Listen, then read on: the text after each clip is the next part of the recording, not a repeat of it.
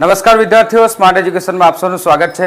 શું તમને પણ મધ્યસ્થના દાખલાઓ નથી આવડતા, મધ્યસ્થ કેવી રીતે શોધવું કંઈક સમજ જ નથી પડતી, તો આ વિડીયો તમારા માટે જ છે અને આ વિડીયોમાં આપણે શીખીશું મધ્યસ્થ વિશે। તો ચાલો શીખીએ આંકડાશાસ્ત્રનો નવો એક આપણો ભાગ, જેની અંદર આપણે શીખીશું 15મા ભાગની અંદર આપણે શીખીશું મધ્યસ્થ વિશે। આ વિડીયોમાં આપણે મધ્યસ્થના વર્ગીકૃત અને અવર્ગીકૃત બંને માહિતી વિશે ચર્ચા કરીશું। સૌથી પહેલા સમજીએ કે મધ્યસ્થ શું છે। તો મધ્યસ્થ એટલે માહિતીના બધા જ અવલોકનોને આપણે જો ચડતા કે ઉતરતા ક્રમમાં ગોઠવવામાં આવે અને મધ્યમાં કોઈ અવલોકન આવી જાય, બરોબર, મધ્યમાં કોઈ અવલોકન આવે તો એ અવલોકનને આપણે શું કહેશું? મધ્યસ્થ। મધ્યમાં આવતું હોય એવું અવલોકનને આપણે શું કહેશું? મધ્યસ્થ, બરાબર। સૌથી પહેલા આપણે અવર્ગીકૃત માહિતીથી સમજવાનો પ્રયત્ન કરીએ, પરંતુ તે પહેલા અવર્ગીકૃત માટેનું સૂત્ર આપણે શીખી લઈએ। તો અવર્ગીકૃત માટે સૂત્ર આપ્યું છે, કુલ અવલોકનોની સંખ્યા જો અયુગ્મ હોય, કેવી હોય? અયુગ્મ। અયુગ્મનો મતલબ થાય એકી હોય। અયુગ્મ એટલે કે એકી સંખ્યા હોય। જો બધા અવલોકનો 1 હોય, 3 હોય, 5 હોય, કુલ અવલોકનોની સંખ્યા એ 1 હોય, 3 હોય, 5 હોય, 7 હોય, 9 હોય, બરાબર, 11 હોય, એવા અવલોકનોની સંખ્યા હોય તો એના માટે આપણું સૂત્ર આવશે। એ સૂત્ર છે મધ્યસ્થ m બરાબર n+1 ભાગ્યા 2 મું અવલોકન। 2 મું અવલોકન એટલે એ જે અવલોકન આવશે એ જ અવલોકન તમારું મધ્યસ્થ કહેવાશે। ચાલો આપણે ઉદાહરણ 4 દ્વારા આ માહિતી સમજવાનો પ્રયત્ન કરીએ અને મધ્યસ્થ શોધીએ। ઉદાહરણ 4 છે, જે આપણે બહુલક શોધ્યું હતું એ જ ઉદાહરણ મેં અહીંયા લીધું છે, પરંતુ આ ઉદાહરણમાં n એટલે કે અવલોકનોની કુલ સંખ્યા મેં લીધી છે 9, બરાબર। આ ક્રિકેટ મેચો માટે 10 ક્રિકેટ મેચો હતી, પરંતુ મેં અહીંયા એક મેચ ઓછી કરી નાખી છે અને 9 મેચોની અહીંયા માહિતી આપી છે। તો 9 મેચોની અંદર જે બોલરોએ વિકેટ લીધી છે એ વિકેટ અહીંયા આપી છે, જેમ કે 2, 6, 4, 5, 0, 2, 1, 3 અને 2। હવે સૌથી પહેલા એક પ્રશ્ન આપ સૌને કે બહુલક શું તમને આવડે છે? બહુલક એટલે શું? જો બહુલક જો તમને ન આવડતું હોય તો અહીંયા આઈ બટન પર ક્લિક કરજો, જ્યાંથી તમને બહુલક વિશેના વિડીયો મળી જશે। તો આ માહિતીનો બહુલક શું આવે? કમેન્ટ કરી શકો તમે। શું આવશે બહુલક? સૌથી વધુ વખત આવતું અવલોકન, એટલે કે 2 અને 2 3 વાર આવે છે એટલે બહુલક આવ્યું। પરંતુ મધ્યસ્થ આ જ માહિતીનો આપણે શોધવો હોય તો કેવી રીતે શોધીશું? તો આ માહિતીના સૌથી પહેલા આપણે જોવાનું છે અવલોકનોની સંખ્યા। અવલોકનોની સંખ્યા કેવી છે? 9 અને અયુગ્મ। અવલોકનોની સંખ્યા કેવી છે? 9 અને અયુગ્મ છે, બરાબર। તો બધા જ અવલોકનોને સૌથી પહેલા તો આપણે ચડતા કે ઉતરતા બેમાંથી કોઈ પણ એક જ ચડતા અથવા તો ઉતરતા ક્રમમાં આપણે ગોઠવવાના છે। જેમ કે અહીંયા મેં બંને લખ્યા છે તમને સમજાવવા માટે કે મધ્યસ્થ કેવી રીતે શોધાય। તો સૌથી પહેલા બધા અવલોકનોને આપણે ચડતા ક્રમમાં ગોઠવીએ। સૌથી પહેલા આવશે 0, 0 પછી આવશે 1, 1 પછી 2 કેટલી વાર છે? 3 વાર, તો 2, 2 અને 2। ત્યારબાદ 3 કેટલી વાર છે? 1 વાર। ત્યાર પછી શું આવશે? 4, 4 એક જ વાર છે। 5, 5 પણ એક વાર છે અને 6, 6 પણ એક જ વાર છે। બધા અવલોકનો ચેક કરી લો, 3 ને 3 6 ને 3 9। આ માહિતીના અવલોકનો અયુગ્મ છે। બધા જ આપણે મતલબ કુલ અવલોકનોની સંખ્યા એ અયુગ્મ છે। અયુગ્મ છે એટલે આપણે એનું સૂત્ર જો લગાવીએ તો સૂત્ર પ્રમાણે પણ કરી શકાય, ને સૂત્ર ના હોય તો ડાયરેક્ટ પણ તમે કરી શકો, જેમ કે બરોબર વચ્ચે આવતું અવલોકન। તો તમે ચડતા ક્રમમાં જો બરોબર વચ્ચે આવતું અવલોકન કયું? તો આ પહેલું, આ છેલ્લું, આ બીજું, આ છેલ્લેથી બીજું, ત્યારબાદ આ ત્રીજું, આ છેલ્લેથી ત્રીજું, આ ચોથું, આ છેલ્લેથી ચોથું। તો બરોબર વચ્ચે આવતું અવલોકન એ અવલોકન છે આ 2। તો તમે અહીંયાથી પણ શોધી શકો કે મધ્યસ્થ કેટલો છે? 2। મધ્યસ્થ કયો છે? 2। આ રીતે પણ શોધી શકો, ને આ જ અવલોકનોને તમે જો ઉતરતા ક્રમમાં લખો તો ઉતરતા ક્રમમાં આ રીતે લખાશે. સૌથી પહેલા આવશે 6, સૌથી પહેલા આવશે 6, ત્યારબાદ 5, ત્યારબાદ 4, ત્યારબાદ 3, 3 પછી 2, 2, 1 અને આ 0. આપણે એને ઉતરતા ક્રમમાં લખ્યું. ઉતરતા ક્રમમાં પણ તમે બરોબર ચેક કરો તો જો આ પહેલું, તો આ છેલ્લું, બીજું છેલ્લેથી બીજું, ત્રીજું છેલ્લેથી ત્રીજું, ચોથું છેલ્લેથી ચોથું અને બરોબર વચ્ચે આવતું હોય એવું અવલોકન છે આ 2. તો આ રીતે તમે મધ્યસ્થ શોધી શકો સૂત્ર વગર પણ. પરંતુ માહિતી જો યુગ્મ હોય તો શું કરશો? કારણ કે આ તો અયુગ્મ છે એટલે બરોબર વચ્ચે તમને 2 અને 2 મળી જાય છે. 2 અને 2 મળી જાય છે બરોબર વચ્ચે. પરંતુ માહિતી જો માહિતી તમારી એ યુગ્મ હોય તો શું કરશો? તો તેના માટે પણ અહીંયા સૂત્ર આપવામાં આવ્યું છે. એ સૂત્ર છે n/2 મું અવલોકન. આ યુગ્મ માહિતી માટે છે. આ કેટલી માહિતી માટે? યુગ્મ. એટલે કે કુલ અવલોકનો જો યુગ્મ હોય તો આપણે આ સૂત્રનો ઉપયોગ કરવાનો. n/2 મું અવલોકન વત્તા n/2 પ્લસ 1 મું અવલોકન ભાગ્યા 2. અહીં ખાસ ધ્યાન રાખે કે અહીંયા +1 કરવામાં આવ્યું છે. જ્યારે અયુગ્મ કે એકીનું જો આપણે સૂત્ર જોઈએ તો આપણું સૂત્ર છે n+1 આખું ઉપર અંશમાં છે ભાગ્યા 2 છે. એટલે સૂત્રમાં કોઈક કન્ફ્યુઝન ન થાય તે માટે ખાસ ધ્યાન રાખજો. નહીં તો મિસમેચ થઈ જશે અને લોચો થઈ જશે. એટલે જો આપણે આગળનું અવલોકન જોઈએ તો આગળનું અવલોકન આપણું આગળનો આપણો દાખલાના કુલ અવલોકનો કેટલા છે? 9. કુલ અવલોકનો કેટલા છે? 9. તો 9 વત્તા 1 ભાગ્યા 2. 9 વત્તા 1 એટલે કેટલા આવશે? 10. 10 ભાગ્યા 2. 10 ભાગ્યા 2 એટલે શું આવે? 5. તો આમાં એવું લખાય કે 5મું અવલોકન. કયું અવલોકન? 5મું અવલોકન. પરંતુ એ 5મું અવલોકન આપણે ચડતા કે ઉતરતા ક્રમમાં ગોઠવ્યા પછી જ બનાવી શકીએ. જેમ કે જો પહેલું, બીજું, ત્રીજું, ચોથું અને શું આવ્યું? 5મું. એવી જ રીતે પહેલું, બીજું, ત્રીજું, ચોથું કે 5મું. એટલે મધ્યસ્થ માટે સૌથી પહેલા આપણે બધા અવલોકનોને ચડતા કે ઉતરતા ક્રમમાં 2માંથી કોઈ એકમાં પણ આપણે ગોઠવવા પડે. ત્યારબાદ જ આપણે મધ્યસ્થ શોધી શકીએ. બરાબર? ઉતરતા ક્રમમાં કે ચડતા ક્રમમાં ગોઠવ્યા વિના આપણે મધ્યસ્થ શોધી શકીએ નહીં. બરાબર? હવે માહિતી જો યુગ્મ આપી હોય તો શું થાય? તો અહીંયા જો આપણે ઉદાહરણ 4 એ જ લઈ લીધું છે. એમાં હવે બધા અવલોકનો લીધા છે. જેમ કે 10 ક્રિકેટ મેચો છે. એટલે અવલોકનો હવે આપણી પાસે શું થઈ ગયું? યુગ્મ. યુગ્મનો મતલબ થાય બેકી. બરાબર? આ કુલ અવલોકનોની સંખ્યા કેટલી છે? બેકી. હવે તમે એને ચડતા ક્રમમાં ગોઠવો કે હવે ઉતરતા ક્રમમાં ગોઠવો તો બરોબર વચ્ચે એક નહીં પરંતુ 2 અવલોકનો આવશે. જેમ કે આપણે ચડતા કે ઉતરતા ક્રમમાં ગોઠવીએ. સૌથી પહેલા આપણે ચડતા ક્રમમાં ગોઠવીએ. શું આવશે? 0. શું આવશે? 0. 0 પછી આવશે 1. 1 એક જ વખત છે. 2 3 વખત છે. ત્યારબાદ 3 2 વખત છે. ત્યારબાદ 4 1 વખત છે. 5 અને 6 થઈ ગયું. 3 અને 3 6 અને 3 9 અને 1 10. 10 કુલ અવલોકનો છે. હવે જો આપણે બરોબર વચ્ચે જોઈએ તો જો પહેલું તો આ છેલ્લું, બીજું છેલ્લેથી બીજું, ત્રીજું છેલ્લેથી ત્રીજું, ચોથું છેલ્લેથી ચોથું. હવે 5મું માટે આ બંને આવે છે. આ બાજુથી પણ આવે અને છેલ્લેથી પણ આવે. તો પછી મધ્યસ્થ ગણવો કોને?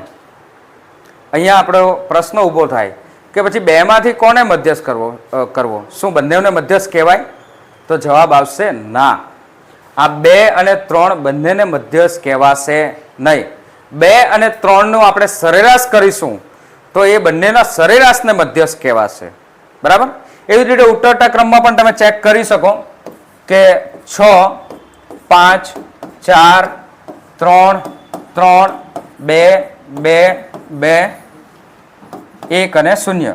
એમાં પણ તમે બરોબર વચ્ચે જોશો તો 1 2 3 4 5 તો આ બે બરોબર વચ્ચે આવે છે.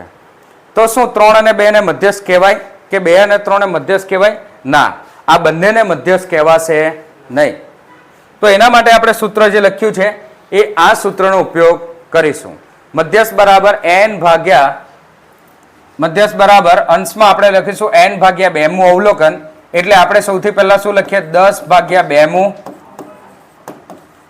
અવલોકન વત્તા, હવે અહીંયા જોજો આ સૂત્રમાં અને આપણું અયુગ્મનું આ સૂત્રમાં n જોજો, અહીંયા n+1 એ અંશમાં છે. અહીંયા n+1 અંશમાં આખું છે ને આખાના ભાગ્યા આ n+1 ના આખાના ભાગાકારમાં 2 લખવાના છે. જ્યારે આપણું યુગ્મનું જે સૂત્ર છે, યુગ્મના સૂત્રની અંદર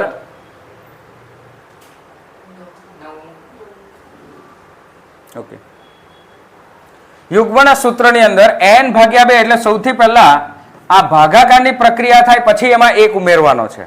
બરાબર? એટલે 10 ભાગ્યા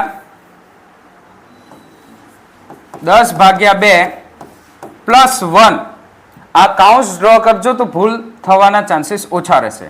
મું અવલોકન અને આ બંનેના ભાગ્યા આપણે કરીશું કેટલા? 2. બંનેના ભાગ્યા આપણે કેટલા કરીશું? 2. બરાબર? હવે 10 ભાગ્યા 2 એટલે કયું અવલોકન આવશે? 5મું અવલોકન. કયું અવલોકન આવશે? 5મું. અને વત્તા 10 ભાગ્યા 2 એટલે 5 અને 5 માં 1 ઉમેરો તો 5 + 1 મું અવલોકન. એટલે ડાયરેક્ટ પણ તમે લખી શકો. શું જવાબ આવશે? 6થું અવલોકન. શું આવશે? n ભાગ્યા 2 એટલે કેટલા થયા? 10 ભાગ્યા 2 5, 5 માં 1 એડ કરો કેટલા થશે? 6. એટલે 6થું અવલોકન. અને આ બંનેના ભાગાકારમાં આપણે લખવાના છે 2. તો હવે તમારે આ ચડતા કે ઉતરતા ક્રમનો ઉપયોગ કરવાનો. તો તમે જોશો પહેલું, બીજું, ત્રીજું, ચોથું, પાંચમું. પાંચમું કેટલું છે? 2 અને છઠ્ઠું છે 3. તો 2 + 3 ભાગ્યા કરીશું 2. 2 + 3 એટલે જવાબ આવશે 5. 5 ભાગ્યા 2 કરીશું એટલે એનો મધ્યસ્થ આવશે 2.5. મધ્યસ્થ શું હશે? 2.5. તો મધ્યસ્થ m બરાબર આપણે અહીંયા લખી દઈએ 2.5. બરાબર? તો આ રીતે મધ્યસ્થ અવર્ગીકૃત માહિતી માટે શોધાશે. અવર્ગીકૃતમાં 2 પ્રકારની માહિતી હોઈ શકે.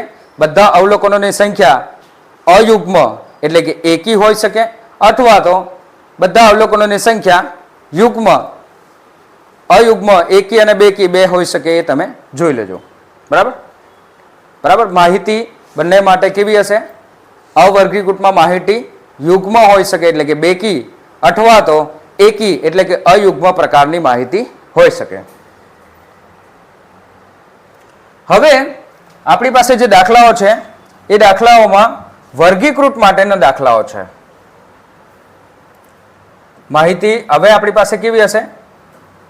વર્ગીકૃત. પરંતુ એક કોષ્ટક આપણને આપવામાં આવ્યું છે પેજ નંબર 165 ઉપર. આને આપણે અર્ધ વર્ગીકૃત અથવા તો અવર્ગીકૃતમાં જ આપણે આને ગણીશું. બરાબર? તો એ છે પેજ નંબર 165 ઉપર 13.9 નું કોષ્ટક. એમાં પણ 50 વિદ્યાર્થીઓના ગુણના એક કસોટીમાં મેળવેલા ગુણ આપ્યા છે. અહીંયા ને 25 છે, તો 25 તો અહીંયા છે, છેલ્લે છે. જો 1 મિનિટ મેં વેરીફાઈ કરી લઉં પેલા.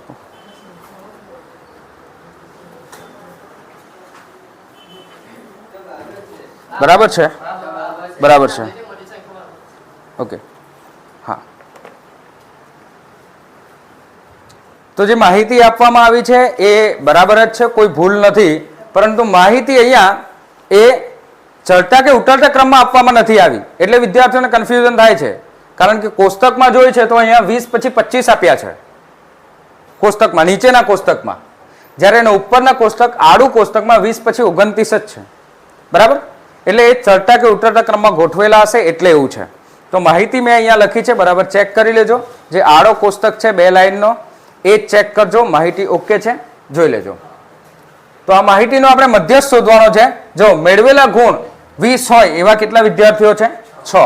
29 ગુણ મેળવ્યા હોય એવા 28. 28 ગુણ મેળવ્યા હોય એવા 24. 33 ગુણ મેળવ્યા હોય એવા 15. 42 વાળા 2.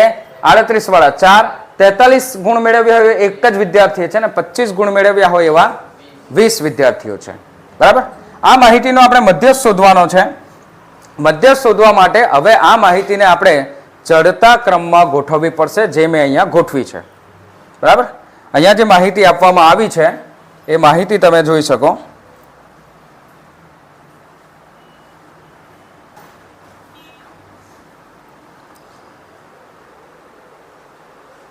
ઓકે, તો કુલ અવલોકનોની સંખ્યા n યુગ્મ હોય ત્યારે, હવે આ n યુગ્મ હોય ત્યારે એ આપણે કેવી રીતે નક્કી કરીશું? તો આ બધી આવૃત્તિનું ટોટલ કરવાનું છે. ટોટલ ના કર્યું હોય તો પણ તમને દાખલાની અંદર જ આપી દીધું છે. શું આપ્યું છે? 50. 50 કેવી સંખ્યા છે? યુગ્મ.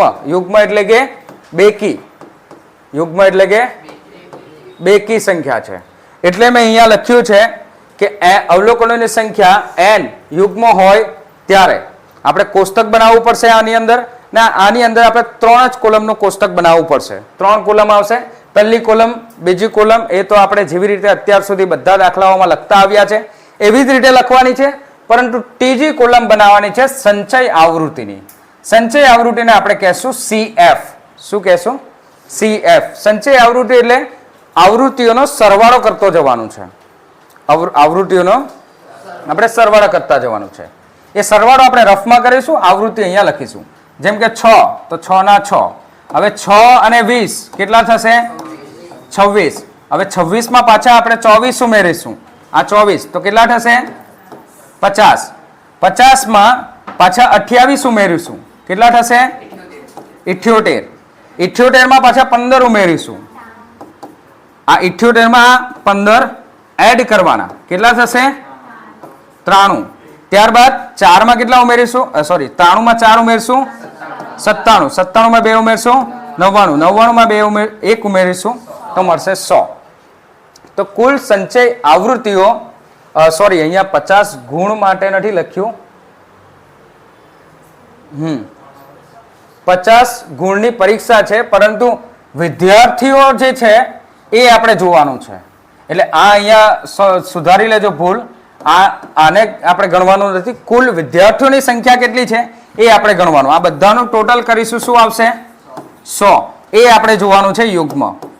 બરાબર. કોઈ માહિતીમાં તમને કુલ વિદ્યાર્થીઓ આપી પણ દીધા હોય, એ આવૃત્તિ આપી છે કે શું આપ્યું છે એકવાર ચેક કરજો. જેમ કે મેં અહીંયા ભૂલ કરી એવી ભૂલ તમે પણ કરી શકો. જેમ કે માહિતી છે અહીંયા, એમાં આ બધી આવૃત્તિઓનો સરવાળો થશે, એને જ આપણે બધા અવલોકનોનો સરવાળો કહીશું. બરાબર. 50 તો ગુણ છે. 50 શું છે? 50 ગુણની ટેસ્ટ લીધી છે, એટલે 50 થી વધુ આમાં ગુણ આવ્યા હોય એવું ના બને. બરાબર. 51 આપ્યા હોય અહીંયા એવું ના બને, કેમ કે પરીક્ષા જ 50 ગુણની છે. તો હવે આ બધું આપણે ટોટલ કર્યું. ટોટલ કરવામાં પણ ધ્યાન રાખે કે મેળવેલ ગુણ આપણે જો સૌથી પહેલા 20 લીધા. 20 પછી આપેલી માહિતી જે છે તો આ 20 આવે ને પહેલા. 20 સૌથી નાની, ચડતા ક્રમમાં લખીએ તો 20. 20 પછી શું આવશે? 25. 25 પછી શું આવશે? 28 આવશે ને. તો આ 3 પછી 4 પછી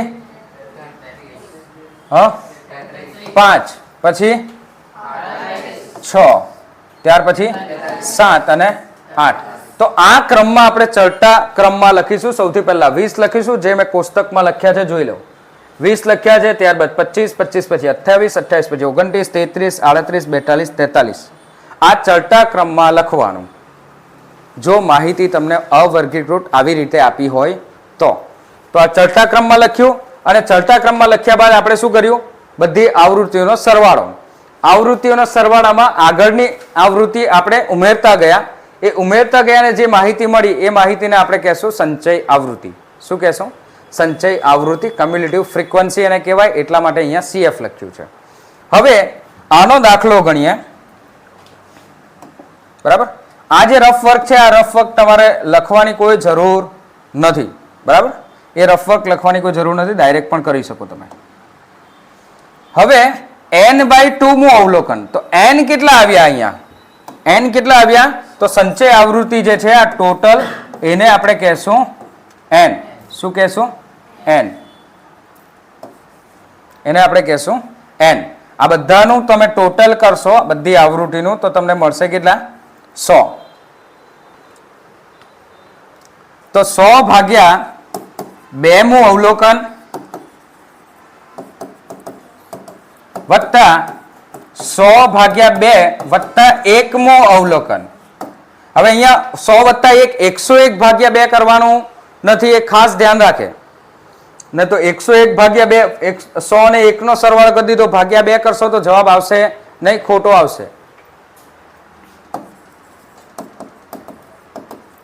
અને બંનેના ભાગ્યા આપણે લેવાનું છે 2. 100 ભાગ્યા 2 એટલે 50મું અવલોકન. શું આવે? 50મું અવલોકન. ને 50 વત્તા 1 એટલે 51મું અવલોકન. 100 ભાગ્યા 2 કરો, શું આવે? 50. 50 માં 1 ઉમેરો, 51. 51મું અવલોકન ભાગ્યા 2. હવે 50મું અવલોકન અને 51મું અવલોકન આપણે આ કોષ્ટકમાંથી કયું લેશું? કોષ્ટકમાંથી કેવી રીતે ગણીશું કે 50મું અવલોકન કયું ને 51મું અવલોકન કયું? તો જો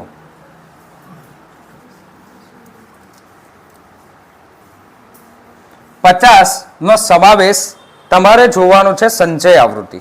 શું જોવાનું? સંચય આવૃત્તિ. તો 50 અહીંયા આવે છે, શામાં આવે છે? 28 માં આવે છે.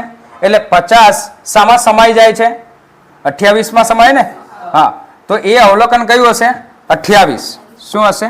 28 વત્તા 51મું અવલોકન. તો 51મું અવલોકન ક્યાં સમાશે? આ 78 ની અંદર સમાશે ને, એટલે આવશે 29. શું આવશે? 29. તો 28 વત્તા 29 ભાગ્યા કરવાના છે 2. 28 દુ 56, 56 ને 1 કેટલા થશે? 57. મેં અહીંયા ગણતરી કરી લઉં છું, બરાબર? 57 ભાગ્યા 2 એટલે 28.5, બરાબર છે? 28.5. તો મધ્યસ્થ આપણો આ રીતે આની અંદર શોધાશે.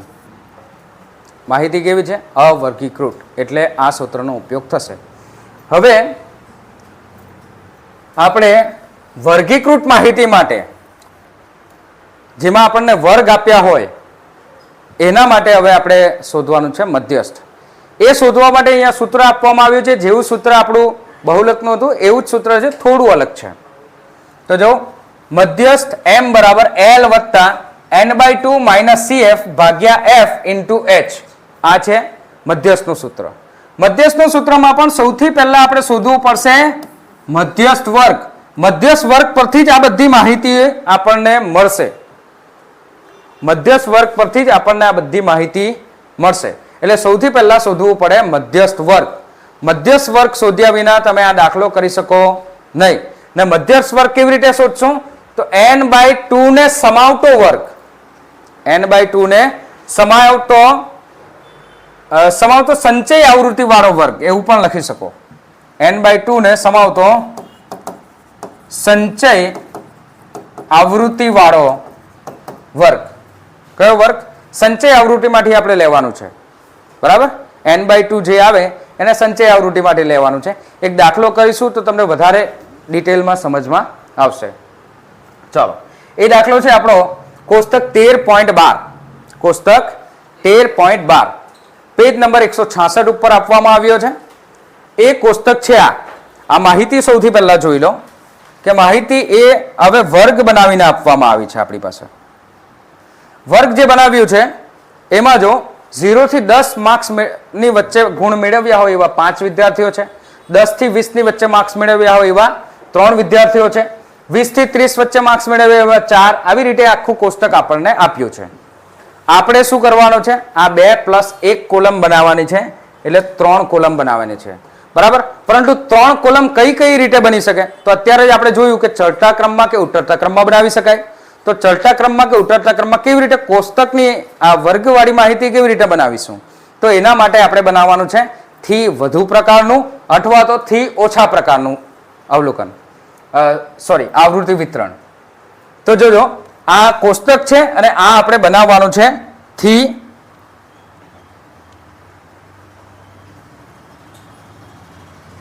કોષ્ટક છે એ આપણે બનાવવાનું છે થી ઓછા પ્રકારનું આવૃત્તિ વિતરણ. એટલે આપણે જે સંચય આવૃત્તિ બનાવીશું એ સંચય આવૃત્તિ આપણે બે પ્રકારે બનાવી શકાય. થી ઓછા પ્રકારે પણ બનાવી શકાય અને થી વધુ પ્રમાણે બનાવી શકાય, થી ઓછા પ્રમાણે પણ બનાવી શકાય. તો આપણે અહીંયા સૌથી પહેલા જોઈએ થી ઓછા પ્રકારનું સંચય આવૃત્તિ વિતરણ. તો થી ઓછા પ્રમાણમાં આપણે શું લીધું છે? આ 10. તો 10 થી ઓછા માર્ક્સ આવ્યા હોય એવા કેટલા વિદ્યાર્થીઓ છે? તો 10 થી ઓછા માર્ક્સ આવ્યા એવા કેટલા આવશે? 5. હવે અહીંયા વિદ્યાર્થીઓ ભૂલ કરે કે 20 થી ઓછા માર્ક્સ મેળવ્યા હોય એવા કેટલા વિદ્યાર્થીઓ છે? ના, ભૂલ કરી ને. ત્રણ વિદ્યાર્થીઓ તો છે જે 10 અને 20 ની વચ્ચે માર્ક્સ આવે છે, પરંતુ આ 20 થી ઓછામાં 10 થી ઓછા વાળા પણ તો આવે ને. 20 થી ઓછામાં 10 થી ઓછા વાળા પણ આવે ને. એટલે કેટલા થશે? 8. સમજમાં આવ્યું? હવે 30 થી ઓછા ગુણ મેળવ્યા હોય તો આ 3 આવે. એટલે આ 8 આવ્યા, 8માં આપણી આવૃત્તિ ઉમેરી દો 4, કેટલા થશે? 12. બરાબર, સમજમાં આવ્યું? તો આ પણ એક સંચય આવૃત્તિ જ છે. ત્યારબાદ 40 થી ઓછા માર્ક્સ મેળવ્યા હોય એવા 15. પછી 50 થી ઓછા માર્ક્સ માટે કેટલા? 18. ત્યારબાદ 22. ત્યારબાદ 22 માં 7 ઉમેરો 29. 29 માં 9 ઉમેરો 38. 38 માં 7 ઉમેરો 45. અને 45 માં 8 ઉમેરો કેટલા છે? 53. તો અહીંયા વિદ્યાર્થીઓ ટોટલ કેટલા છે? 53. એટલે આ n બધાનો સરવાળો આપણો કેટલો છે? ટોટલ. હવે જોજો, મધ્યસ્થ જ્યારે પણ આપણે શોધીએ તો આ મેળવેલ ગુણવાળું થી ઓછા કે થી વધુ એવું લખવાનું નથી. માત્ર આવી રીતે આપણે બધાનો પ્લસ કરતા જવાનું છે. બરાબર, થી ઓછા પ્રકારનું આપણે આવૃત્તિ વિતરણ બનાવીએ એમાં બધાનું પ્લસ કરતું જવાનું છે. હવે બીજું આવું આવૃત્તિ વિતરણ બીજું પણ બનાવી શકાય, એ છે થી વધુનું. જેમ કે મેં એવું કહ્યું કે 0 કે તેથી વધારે માર્ક્સ મેળવ્યા હોય એવા કેટલા વિદ્યાર્થીઓ છે? કેટલા વિદ્યાર્થીઓ આવશે? ના, 5 નહીં આવે. 0 કે તેથી વધારે માર્ક્સ મેળવ્યા હોય એવા તો બધા વિદ્યાર્થીઓ છે.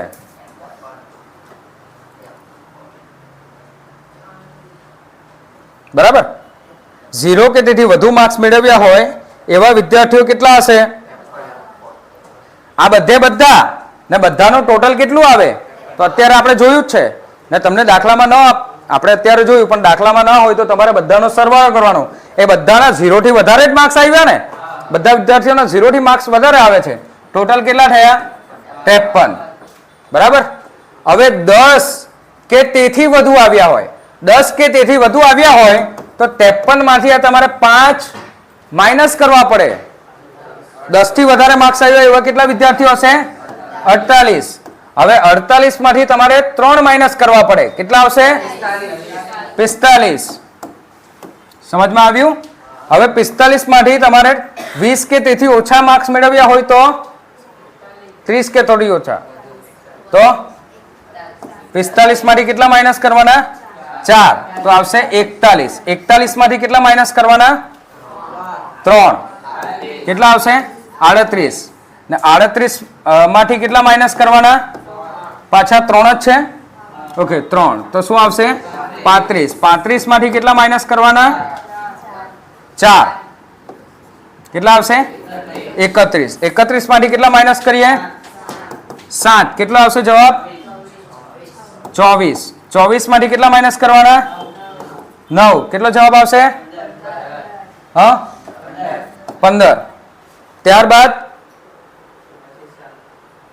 80 અહીંયા આવી ગયા. 15 માંથી આપણે કેટલા માઇનસ કરવાના છે? 15 માંથી 7 માઇનસ કરવાના છે. 15 માંથી 7 માઇનસ કરશું તો કેટલા આવશે? 8. બની ગયું. 90 કે તેથી કેટલા વિદ્યાર્થીઓ? 8 માઇનસ કરવા પડશે કે 7? 9 માઇનસ કર્યા ને, પછી 7 માઇનસ કર્યા એટલે 8 આવી ગયા ને. ઓકે, તો 90 અને 100 એટલે 90 કે તેથી વધુ માર્ક્સ મેળવે એવા 8 વિદ્યાર્થીઓ છે. તો આ રીતે આપણે કોષ્ટક બનાવી શકીએ. મધ્યસ્થમાં માત્ર કોષ્ટક બનાવવું પણ તમને 2 કે 3 માર્ક્સમાં પૂછી શકાય. બરાબર, 2 કે 3 માર્ક્સમાં આવું કોઈ થી વધુ કે થી ઓછાનું થી વધુ પ્રકારનું કે થી ઓછા પ્રકારનું કોષ્ટક બનાવવું માત્ર એટલું પણ પૂછી શકાય. એટલે આ પણ ખાસ જરૂરી છે બધા માટે. હવે આપણે આપણા દાખલા તરફ જઈએ. દાખલામાં આપણો આ સૂત્ર છે, સૂત્રને સમજી લઈએ. સૌથી પહેલા મધ્યસ્થ વર્ગ શોધીશું. મધ્યસ્થ વર્ગને n/2 ને સમાવતો વર્ગ. n/2 ને સમાવતો વર્ગ, તો અત્યારે આપણે જોયું કે n ટોટલ સંખ્યા કેટલી હતી? 53. કેટલા હતા? 53.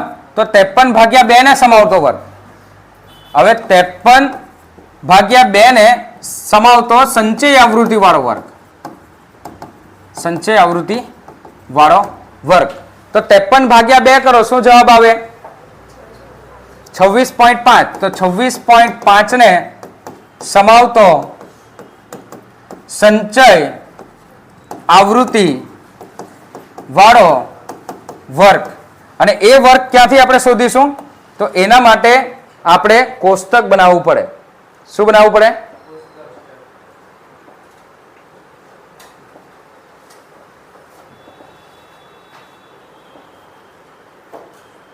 ઓકે, હું અહીંયા જ કોષ્ટક બનાવી દઉં છું.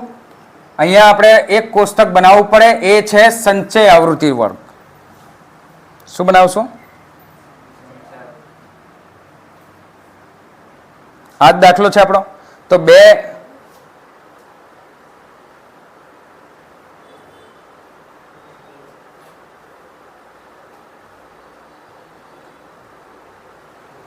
હા, તો આપણે અહીંયા બનાવીશું સંચય આવૃત્તિ.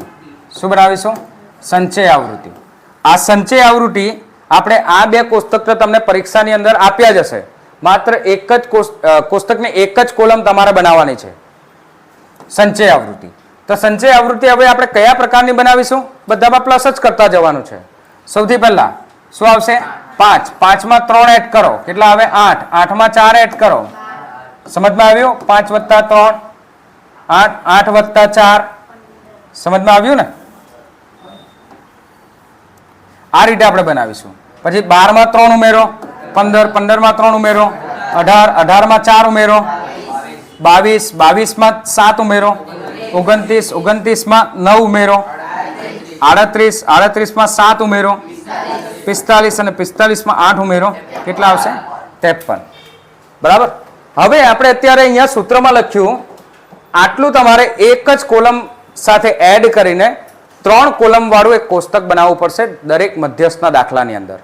જેટલા પણ દાખલા આપ્યા છે મધ્યસ્થમાં, વર્ગીકૃત વાળા દાખલામાં વર્ગ આપ્યો હોય તેમાં. હા, અહીંયા થી ઓછા કે થી વધુ એ લખવાની જરૂર નથી. બરાબર. આ આપણે બનાવ્યું હોય થી વધુ કે ઓછા બેમાંથી કોઈ પણ એક પ્રકારનું બનાવી શકીએ. પણ આપણે બધાનું પ્લસ કરતા જશું એટલે કે થી ઓછા પ્રકારનું જ આપણે બનાવીશું. કયું કોષ્ટક બનાવીશું? થી ઓછા પ્રકારનું કોષ્ટક જ આપણે આ બનાવ્યું છે. હવે આપણે જે અત્યારે સૂત્ર જોયું કે સમાવતો વર્ગ આપણે લખવાનો છે. શું લખવાનું છે? સમાવતો વર્ગ. તો સમાવતો વર્ગ એમાં શું આવ્યું? 26.5 ને સમાવતો વર્ગ. એ કેવી રીતના શોધીશું? તો એ શોધીશું આપણે અહીંયા. સોરી, હવે 26.5 આમાં ક્યાં આવે? 26.5 સંચય આવૃત્તિમાં જોવાનું છે. 26.5 નો સમાવેશ ક્યાં થશે? શામાં? 29 માં. 22 માં આવે 26.5? ના, એનો સમાવેશ થશે 29 માં. એટલે આપણો મધ્યસ્થ વર્ગ આવશે એ 60 થી 70. શું આવશે? 60 થી 70. આ આપણો મધ્યસ્થ વર્ગ છે. મધ્યસ્થ વર્ગ શોધાશે ત્યાર પછી જ દાખલો થશે. 60 થી 70 પછી મધ્યસ્થ વર્ગમાં આપણે આના પ્રમાણે માહિતી અહીંયા થોડી લખી દઈએ. આને આપણે શું કહેશું? L અધસીમાં. શું કહેશું? અધસીમાં. જે આપણા દાખલામાં જરૂરી છે તે અહીંયા લખી દઉં છું. પછી પાછું આપણે માહિતી તરફ જઈએ. પછી આને આપણે કહેશું F. શું કહેશું? F. અને એના બાદ CF પણ આપ્યું છે સૂત્રમાં, જો સૂત્ર તમને યાદ હોય તો CF એટલે સંચય આવૃત્તિના મધ્યસ્થ વર્ગના આગળના વર્ગની સંચય આવૃત્તિ. તો આને શું કહેશું આપણે? CF. આને શું કહેશું? CF. આ છે તમારી CF. બરાબર. CF 22 એ આવશે CF. ને બધાનો વર્ગ લંબાઈ એ તો તમને ખબર જ છે કેટલાનો ગેપ છે 10-10 બરાબર. તો એ હવે માહિતી લખીએ આપણે અહીંયા. આ બે કોષ્ટક બનાવવાની જરૂર નથી થી વધુ કે થી ઓછા પ્રકારનું બરાબર. આ થી વધુ કે થી ઓછા પ્રકારનું કોષ્ટક જો અલગથી તમારે માંગ્યું હોય તો જ બનાવવાનું છે, નહીં તો ડાયરેક્ટ આપણા 3 કોલમ બનાવીને અહીંયા માહિતી લખી દેવાની. અધસીમાં સૌથી પહેલા આવૃત્તિ વર્ગ કેટલો આવ્યો 60 થી 70 સોરી મધ્યસ્થ વર્ગ કેટલો આવ્યો 60 થી 70. અધસીમાં કેટલી આવશે 60. અધસીમાં કેટલી આવશે 60. તો અધસીમાં આવી 60. પછી મધ્યસ્થ વર્ગની અધસીમાં મધ્યસ્થ વર્ગની 2 વાર લખાઈ ગયું છે ને. હા આમાં કંઈક મિસ્ટેક છે એવું લાગે છે. એલ આવી ગયું, n/2 પણ આવી ગયા. n/2 એટલે આપણે કેટલા લખીશું 26.5. n/2 એટલે કેટલા આવશે 26.5 બરાબર. મધ્યસ્થ વર્ગના આગળના વર્ગની આવૃત્તિ કેટલી હતી 22. મધ્યસ્થ વર્ગની આવૃત્તિ કેટલી હતી 7 અને વર્ગ લંબાઈ એ કેટલી છે 10. વર્ગ લંબાઈ કેટલી છે 10. હવે આપણે દાખલો ગણીએ આ સૂત્ર મૂકીને. તો સૂત્રમાં આપણે લખીશું મધ્યસ્થ m બરાબર l plus n/2 minus cf into divided by f into કરીશું h. લોઅર લિમિટ એ કેટલી આવી 60 અધસીમાં. n/2 એ પણ આપણી પાસે છે 26.5. એના આગળના વર્ગની સંચય આવૃત્તિ એ પણ છે 22 અને f એ છે મધ્યસ્થ વર્ગની આવૃત્તિ એ છે 7 અને વર્ગ લંબાઈ એ છે 10. તો આ ગણતરી આપણે જેવી રીતના બહુલકમાં કરતા હતા તેવી જ રીતે કરવાની. 26.5 માંથી 22 માઇનસ કરો કેટલા આવશે 4.5 ભાગ્યા કેટલા કરવાના છે 7 ગુણ્યા કેટલા છે 10. હવે આ બેનો ગુણાકાર કરી લો એટલે 4.5 છે તો કેટલા થઈ જશે 45.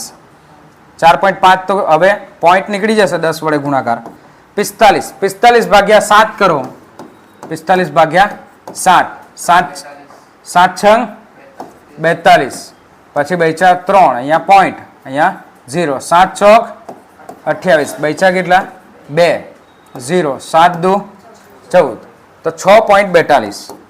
તો 60 વત્તા 6.42 એટલે આપણો મધ્યસ્થ આવશે એ 66.42. મધ્યસ્થ કેટલો આવશે 66.42. તો આ રીતે આપણે આ બધા દાખલાઓ ગણવાના છે બરાબર. પાછું એકવાર રિકેપ કરી લો. આ આપણું સૂત્ર છે બરાબર. તેમાં આપણે સૌથી પહેલા શું શોધવું પડે મધ્યસ્થ વર્ગ શોધવો પડે. મધ્યસ્થ વર્ગ એટલે n/2 ને સમાવતો વર્ગ. n/2 એટલે ટોટલ જે આવૃત્તિનું આવે એનો ભાગ્ય આપણે 2 કરીશું. એ કયા સંચય આવૃત્તિને વર્ગની અંદર સમાવેશ થાય છે એ વર્ગ આપણે લેશું. ત્યારબાદ મધ્યસ્થ વર્ગની અધસીમા આ ભૂલથી લખાયું છે એટલે આને છેકી કાઢજો. મધ્યસ્થ વર્ગના આગળના વર્ગની આવૃત્તિ એને કહેવાય cf. મધ્યસ્થ વર્ગની આવૃત્તિ એને કહેવાય f અને વર્ગ લંબાઈ એ h. ત્યારબાદ આપણે શું બનાવવાનું છે 2 કોષ્ટક આપ્યા છે. કોષ્ટકની 2 કોલમ આપી હશે. એ 2 કોલમમાંથી આપણે ત્રીજી કોલમ આપણે આપણી જાતે બનાવવાની છે એ છે સંચય આવૃત્તિ. શું બનાવવાનું સંચય આવૃત્તિ. સંચય આવૃત્તિ બનાવીશું એમાં બધાને એડ કરતા જશું. આજે એડ કરતા જે ગયા આપણે એ આ થી ઓછા પ્રકારની જ સંચય આવૃત્તિ છે. તમે જોઈ શકો અહીંયા છેલ્લે કેટલા આવ્યા 53 45 એ જ આવ્યો ને સેમ ટુ સેમ બરાબર. કોષ્ટક બનાવવું હોય તો તમે આ થી વધુ પ્રકારનું પણ બનાવી શકો પણ આપણે કોઈ પણ એક જ રીત ઉપયોગ કરીશું. બધાને એડ કરતા જઈએ એ વધારે સરળ રહી. આમાં માઇનસ કરવામાં કદાચ ભૂલ થઈ શકે બરાબર. એટલે આપણે થી ઓછા પ્રકારનું જે છે એ જ કોષ્ટક બધામાં બનાવીશું બરાબર. આ બે બનાવવા હોય તો અલગથી બનાવી શકાય પરંતુ દાખલાની અંદર અલગથી બનાવવાની કોઈ જરૂર નથી. જો તમને પરીક્ષામાં પૂછે તો થી વધુ કે થી ઓછા પ્રકારનું બનાવવાનું ને આ ઓછા થી વધુ કે તેથી ઓછા એવું આપણે આ એક કોલમમાં લખીને આપવાનું જો માંગ્યું હોય તો. ન માંગ્યું હોય તો સીધા આ 3 કોલમ પછી આના પછી આ 3 કોલમ બનાવ્યા પછી સીધું આપણે આવી જવાનું શાના પર સૂત્ર પર. જે આપણે સૂત્ર માહિતી લખી આ જ સીધું આવી જવું જોઈએ એના પછી 3 કોલમ આપણે બનાવ્યા, 2 કોલમ આપેલા છે, ત્રીજું કોલમ સંચય આવૃત્તિ. ત્યાર પછી આ માહિતી લખવાની. આ માહિતીની અંદર મધ્યસ્થ વર્ગ એટલે n/2 ને સમાવતો સંચય આવૃત્તિ વાળો વર્ગ. n/2 એટલે 53/2 કરીએ, ટોટલ આવૃત્તિ 53 છે, 53/2 કરીએ એટલે 26 આવ્યા, એ n/2 આવ્યું. એ n/2 આપણે અહીંયા ઉપયોગ કરીશું સૂત્રની જગ્યાએ, સૂત્રમાં. અને એને સમાવતો સંચય આવૃત્તિ વાળો વર્ગ, તો સંચય આવૃત્તિ વાળો વર્ગ એ 26.5, અહીંયા પાછા ભૂલ કરી શકે, 26.5 એનો સમાવેશ ક્યાં થાય છે? તો એનો સમાવેશ થાય છે અહીંયા આ 29 ની અંદર. ક્યાં સમાવેશ થાય છે? 29 ની અંદર. એટલે એ તમારે ખાસ ધ્યાન રાખવાનું કે આ 29 છે, 29 છે એ સંચય આવૃત્તિ વાળો વર્ગ છે, સંચય આવૃત્તિ છે, એમાં સમાવેશ થાય 26.5. એટલે આપણે મધ્યસ્થ વર્ગ લેવાનું છે 60 થી 70. અધસીમાં મધ્યસ્થ વર્ગની આવૃત્તિ, CF એટલે મધ્યસ્થ વર્ગના આગળના વર્ગની આવૃત્તિ, અને વર્ગ લંબાઈ h એટલું આપણે અહીંયા સીધું લઈ લેવાનું છે આ માહિતીમાં. માહિતી લખ્યા બાદ માહિતીમાં બધી માહિતીની અંદર જે કે રકમ આવતી હોય, વેલ્યુ આવતી હોય એ મૂકી દો ને ત્યારબાદ ગણતરી કરો એટલે તમારો જવાબ આવી જશે. તો આ રીતે આપણે મધ્યસ્થ શોધી શકીએ વર્ગીકૃત માહિતી માટે. બરાબર. નેક્સ્ટ વિડીયોમાં આપણે અન્ય બીજા મધ્યસ્થના દાખલાઓ, જેમાં આપણે વર્ગીકૃત માહિતીના જ દાખલાઓ આપણે ચર્ચા કરીશું. કારણ કે અવર્ગીકૃત માહિતીના દાખલાઓ તમને આમાં એક જ આ પેલો કોષ્ટક વાળો આપ્યો છે. ઉદાહરણ 4 વાળો અવર્ગીકૃત વાળી માહિતી મેં મારી રીતે અહીંયા એડ કરી છે, તમને માત્ર સમજ પડે તે માટે. બરાબર. તો એક જ દાખલો અવર્ગીકૃત માટે આપ્યો છે, બધા દાખલા બધા વર્ગીકૃત માટે જ આપ્યા છે. એટલે હવે પછીના સેશનમાં આપણે બીજા વર્ગીકૃતના દાખલાઓ આપણે જોઈશું, જેમાં આપણે મધ્યસ્થ શોધીશું. સાથે સાથે આપણે મધ્યસ્થ, બહુલક અને મધ્યસ્થ અને બહુલક આ ત્રણ જે મધ્યવર્તી સ્થિતિમાનના માપ છે એમના વચ્ચે શું સંબંધ છે એ પણ ચર્ચા કરીશું. ને 3 ને આપણે શોધવા કેમ જરૂરી છે, 3 કઈ રીતે અલગ છે એ પણ આપણે નેક્સ્ટ વિડીયોમાં ચર્ચા કરીશું. તો ત્યાં સુધી લાઈક કરો, શેર કરો, સબસ્ક્રાઇબ કરતા રહો. આભાર. Thank you.